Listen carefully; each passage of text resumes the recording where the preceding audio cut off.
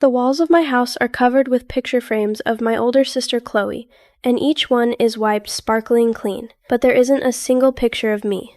Your sister was born first. Mom can't be biased toward you. Dad also said, Obey. Sister comes first, then you.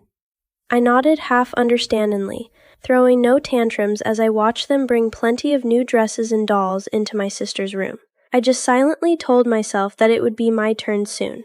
Until that day, an old dress was discarded by my elder sister in the corner, and I picked it up with shining eyes.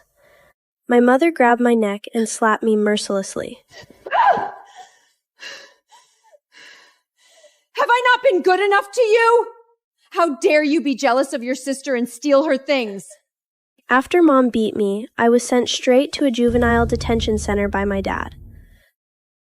Sophia, we have always loved you and your sister equally. You have disappointed me so much. When you finally learn your lesson, I'll come back to take you home. 4 years have passed. Dad came to pick me up, bringing the hot dog I used to love most. But I just gripped the hem of my shirt and got into the car in total silence. When Mom saw how painfully thin I had become, a flash of shock crossed her eyes, but her face quickly darkened. Now, do you know what you did wrong? In juvenile detention, we were allowed to call home once every 2 weeks. Every single time the call connected, these cold words would ring out. I remained silent, lowering my head and huddled in the corner. Stop asking about that. Let bygones be bygones. How did she get so thin? Your mother made meat soup at home. Let's just go home now. Chloe hates meat.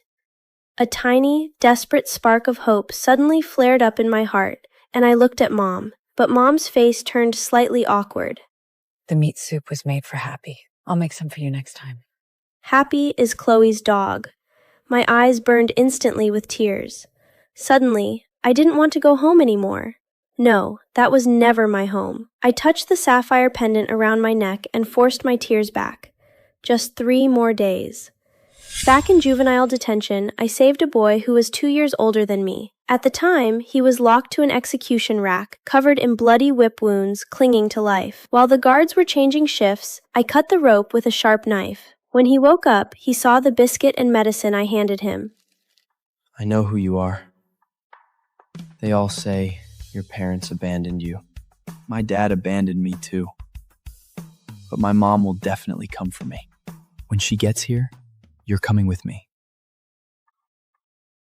I want you.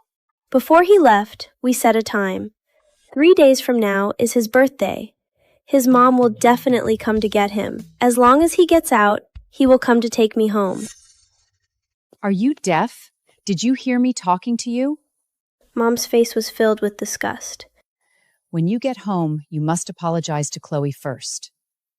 You cannot step foot inside until she nods her head. I had explained the truth over and over again in the past, but nobody ever believed me. I will. Mom was satisfied. She even let go and touched my head. But as her soft hand touched me, I felt nothing but intense revulsion. Don't blame your father and me. We just want you to grow up to be a good person. Her voice softened. We've prepared new clothes and presents for you at home. Don't make mistakes again. I just kept nodding like a good girl.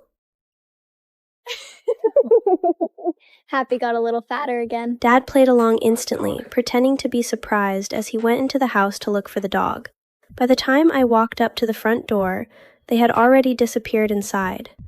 Remembering what Mom said, I stood there, obediently, not moving an inch. A long, long time passed. My legs went completely numb before I finally heard footsteps approaching. It was Happy, chewing on a doll with a ripped-off arm. The doll was covered in dog drool, and only a few stray hairs were left on its head. My nails dug deep into my palms, and I clenched my jaw tight. That was handmade for me by my grandma before she passed away. Whenever you miss Grandma, talk to the doll. Let it protect you and keep you company as you grow up. Grandma's voice seemed to echo in my ears right then. Before Happy could sniff me out and lunged forward and snatched it away. I had clearly hidden it deep inside the secret compartment of my drawer. Mom walked out of the front door and immediately saw my bloodshot eyes. You refuse to apologize to Chloe? You treat my words like absolute garbage? And now you have the nerve to look throwing a tantrum? So, she had left me out here on purpose just to humiliate me. A cold chill rushed from the soles of my feet straight to my heart. I turned around and walked away. This is not my home. I am going to wait for my older brother to come and take me away. Sophia! After running a few steps, I was hit on the back by my mother with a stick. I stumbled and fell and immediately got several cuts on my hands and feet. Is this how you show respect? I say one thing and you storm off? Is this how I taught you? The sticks fell one after another on his body. It was not until my legs started to hurt sharply that I shrank in terror. Don't hit my leg. Don't. If I can't walk, I won't be able to look for my real family. Mother gave a cold laugh and swung the stick even harder, hitting it specifically on the leg. Now you know you're scared? Where were you just running to? If my elder brother were here, he would surely drive Mom away. Every time he protects me and drives away those who bully me. It's no big deal. There's no need to cry. The boy, who was half a head taller than me, wiped the blood off his forehead and didn't care at all. If you get bullied, hit back. My dad often hits me. I protected my mom, and I'll protect you in the future. The nose was filled with the smell of blood. I looked down at my legs and suddenly felt scared in my heart. My legs have become like this. Can I still run out to look for my elder brother Charles in 3 days? Dad finally showed up, completely late to the scene. His face was tense. Sophia just got home. What are you doing? Chloe quickly stepped up, looking deeply worried as she held Mom's trembling hand. What am I doing? Mother woke up as if from a dream and took 2 steps back in disbelief, slowly shedding 2 lines of tears. My painful groan suddenly snapped her back to reality. Sophia, are you okay? To help with digestion.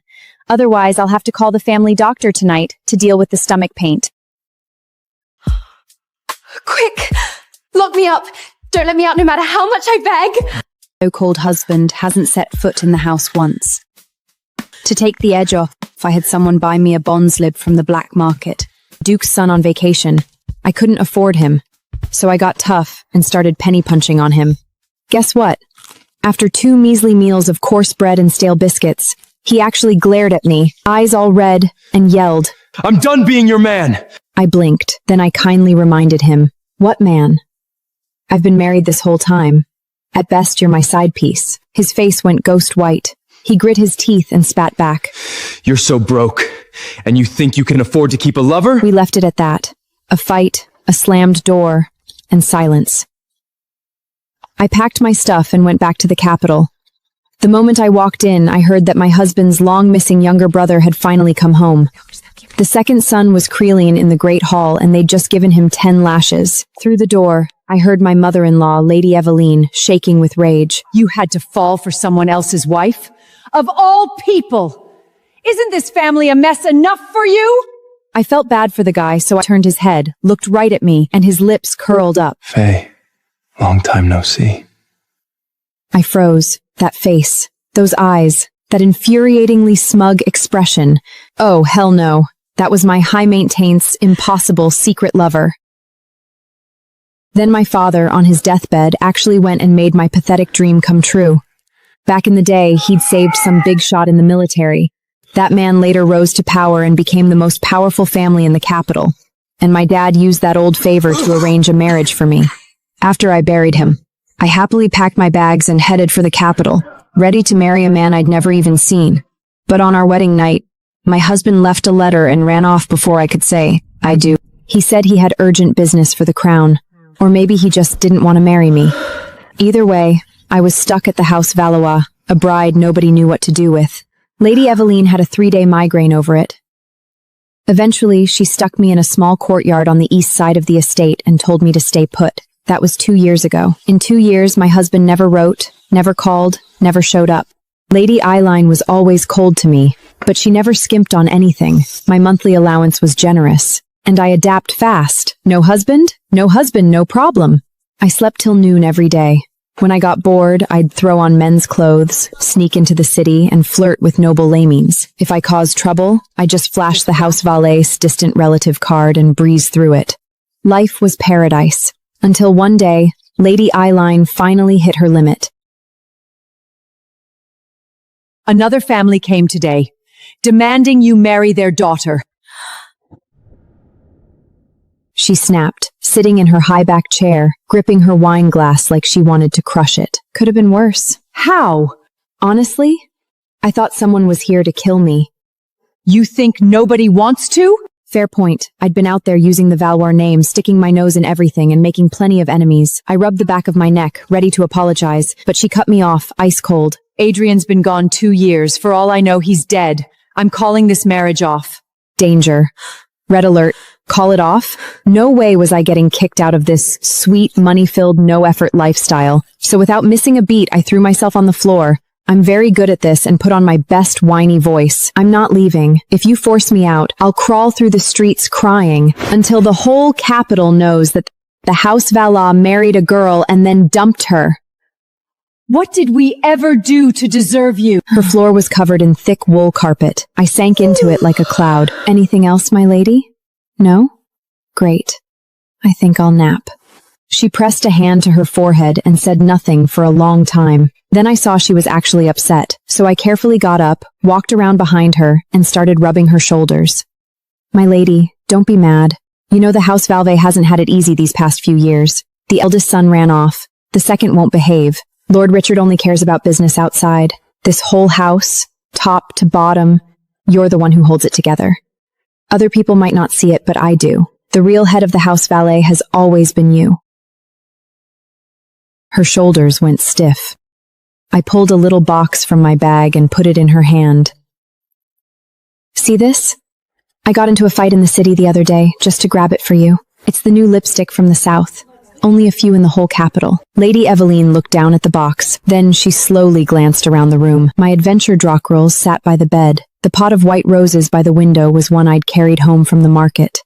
After a long moment, she sighed. You're a little monster. A troublemaking little monster.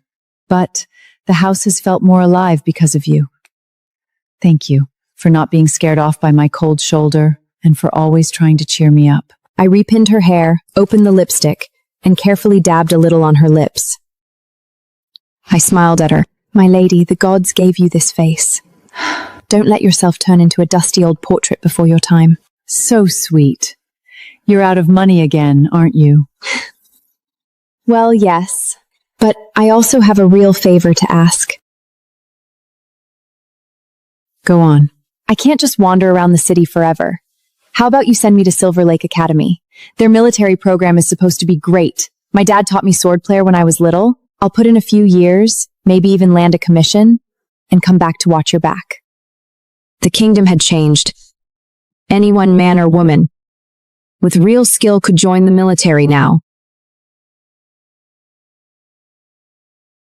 I'm lazy, not stupid. If I had to push myself, I could. Lady Evelyn's eyes lit up. You got into Silver Lake? I scratched my head. Not exactly. Want to just buy my way in? She kicked me in the butt. Get out! I shuffled to the door, and just as I reached it, she said, cold as ice, come back. I turned around, standing at attention like a good soldier. Fine, I'll send you. I blinked. Her voice was gruff, but her eyes were getting red. Don't cause too much trouble out there. And if you do, don't use my name. I'd be ashamed. I nodded fast. But if someone starts something with you, don't back down. My brother's the governor of the Southlands now. If anything happens, go to him. As long as you're even a little in the right, you hit back twice as hard. My heart got warm. I went over and hugged her, pressing my face into her shoulder. My lady, I'll miss you. Go on, go on. Enough of that. She stiffed. Her ears went pink, but her voice stayed sharp. At the door, she suddenly grabbed my arm and lowered her voice. You're going to be alone out there. If you get lonely, finding a man isn't the worst thing. If you get lonely, Finding a man isn't the worst thing. Just don't let some pretty face fool you. I was speechless. My lady, do I look like that kind of person? She gave me a long, knowing smile. For some reason, I felt guilty. I puffed out my chest and swore. Don't worry, I'll be on my best behavior. 3 months later, that promise was in pieces on the floor. Silver Lake Academy was everything they said, the hardest school to get into, and the most exhausting. Day classes, night training, morning runs. In 2 months, I'd lost weight, and my arms and legs act like they belonged to someone else. But here's the thing about the Southlands. It's way more open than the capital. Several of my classmates, highborn ladies with official husbands at home, had lovers on the side. They got hot soup delivered, warm cloaks draped over their shoulders, pretty boys meeting them after every class. And me? I climbed into a cold bed by myself every night. The longer I lay there, the sorrier I felt for myself. So I wrote to Lady Eveline with tears in my eyes. My lady, I can't do this anymore. Call off the marriage if you want, but this cold, lonely bed is going to kill me. Her reply came a few days later. The whole letter was her yelling at me in ink. Is this really about a man? You'd throw away this family over a warm body? Then, lower down. Fine, I'll find you someone reliable. A woman just needs to know where home is. A lover on the side is nothing. Focus on your studies. When you come back, clean up your mess. Other than you and me, nobody has to know a thing. I stored the letter safely. Reading when servants dragged an unconscious man into my room. I stood there completely stunned. She really didn't waste any time. I crouched down and looked at the man they'd brought. He wore a dark white shirt, stained with old blood. His wrists and ankles were raw. His skin was covered in whip marks and bruises. But his face, sharp eyebrows, high nose, thin lips. He didn't look like a slave. He looked like a nobleman's son. I sighed, had his chains removed, and called a physician. 3 days later, he woke up. First thing he did was glare at me. His voice was wrecked, but he was still fierce. Let me go. I smiled, held out a bowl of medicine, pinched his chin, and poured it down his throat. He grimaced at the bitter taste. You can go, but I've kept you for 3 days. Medicine, doctor, food. That's 20 silver boins. Pay me back first. He turned his face away and closed his eyes. I don't force anyone. Once you're healed, leave anytime. But this isn't a charity. You stay, you pay rent. 2 silver a month. Fair? He didn't answer. Just his eyelashes fluttered. I left him alone. I had classes and training. I didn't have the energy to babysit. But 10 days later, things changed. I just washed up and was about to go to bed when my door opened.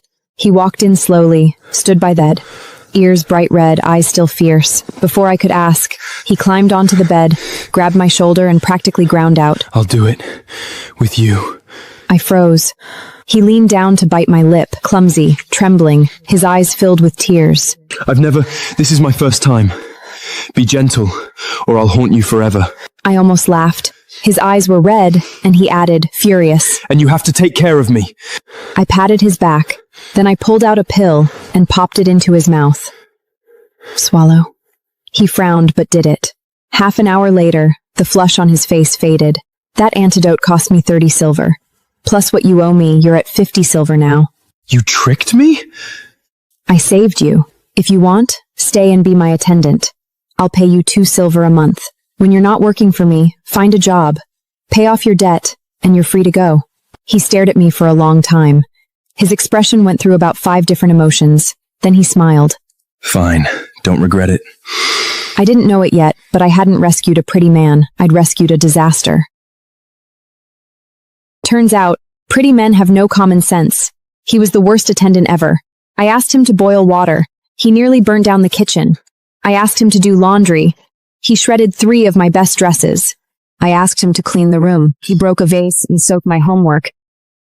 And the next day, I almost got screamed off the training field. I looked at the chaos around me, head pounding.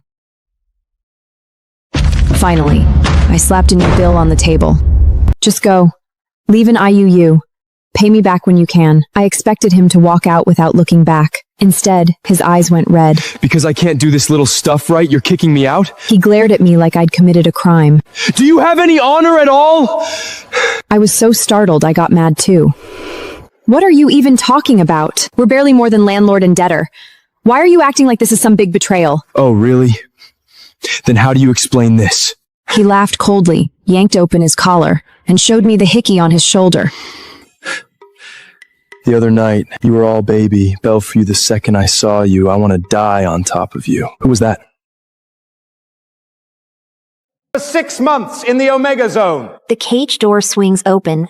I am shoved forward, barefoot, heavy iron shackles clamped around my wrists. My expression stays calm, unflinching.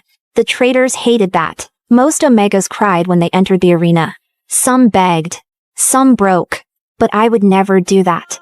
The moment I believed they owned me, they would truly chain my soul forever. She's unmarked? Impossible. That body type survived Omega Zone? She looks expensive. And at the center, Serpent King Kael Virith, half-shadowed, immobile, watching, his tail curled slowly around the throne like a living verdict. A single flick of his fingers. I will take her. 9,800,000 credits, auto-accepted. No further bids. Serpent King claims lot 77 at full sovereign price.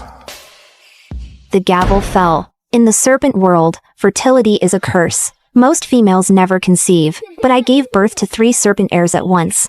Cashin, Rowan, and Nico. Annual mate reconfirmation ceremony. The hall was filled with nobles. But tonight, the king did not stand beside his official mate. He holds Isla Saran in his arms, another Omega. Soft, fragile, familiar. Leora Vance is no longer my mate. I stood at the far end of the hall. His eyes drifted over my body. I should never have brought you back from that auction. Isla suffered for years because of my mistake. You are nothing but a breeding vessel. I felt the room waiting for me to crumble, to beg, to prove him right. But I had learned long ago in the Omega Zone, the people who enjoy humiliating you never stop when you give them tears. Are you certain? I am the mother of the Virith line. The kingdom needs me. Need you? Those curves, that fertility, that's all you were. You may stay. After all, you did produce heirs, but you will no longer be my mate. My brother's household still lacks a mate. You will be transferred to Darius. The Lost Prince? He's assigning his mate to the vanished war god? Darius Virith, king's brother, the kingdom's most feared war god. He vanished during the Northern Campaign. But one thing remained unchanged. No one had ever dared claim his title. The man who had visited too often, even when I was first bought at the auction. I remember it now. He was there, sitting at the edge of the arena shadows, not bidding, just watching me. He wanted me, and that scared me more than Kael's cruelty ever did. My eyes met Kael's without trembling. If I am being transferred like property, then I refuse to belong to anyone who discarded me. At the center of the chamber floated an enormous silver scroll. Hundreds of glowing names drifted across its surface. Every bonded pair in the Serpent Kingdom. King Kael Virith, you are requesting a permanent mate transfer decree? Once removed from the blood scroll, this bond can never be restored. Do you know how many clans would start a war for an Omega like her? She carried triplets and survived. That's practically royal blood level. Proceed. He answered coldly, without looking at me once. The elder raised his staff. Runes ignited beneath my feet. Ancient magic awakened. The golden scroll slowly unfurled itself. Then my name appeared. Leora Vance, mate of Kael Virith. The entire chamber trembled. The silver letters of my name began to crack, one by one. For a second, I couldn't breathe. I collapsed to my knees. As if all the strength had drained out of me, a tiny cry suddenly echoed through the hall. My children, the triplets, the runes on their wrists flashed, reacting to the broken bond. But I couldn't walk away. The magic wasn't finished. Another line slowly appeared. Leora Vance, mate of Darius Virith. Then something unexpected happened. Silver flames raced through the names. What is happening? The elder's face had gone pale. Impossible. For the first time all night, Kael looked up. The moment Prince Darius returns, the scroll will complete the claiming ceremony. Kael's expression changed. He had just given away something he would never get back. The next morning, the palace servants arrived. Not to help me move, to remove me. Careful with those. Anything that belonged to the former mate goes. Isla, wearing Kael's royal robes, issued an eviction order against me. Former mate. The word spread through the courtyard. Like a disease. Servants avoided my eyes. Some looked embarrassed. Most looked relieved. The king's discarded mate was no longer their concern. Isla pointed toward my herb garden. Rip it out! It's ugly. Lady Lyra planted those for the royal heirs. Isla's smile never moved. Then plant prettier ones. The roots were torn from the earth, one by one. Mama! It's all right, don't be afraid. Then Isla picked up the toy that Kale had carved years ago. This junk too. The toy hit the ground. Crack. Enjoy the palace. Everything worth having was never yours. By sunset, I stood outside the palace gates. She has nothing. Where will she take the heirs?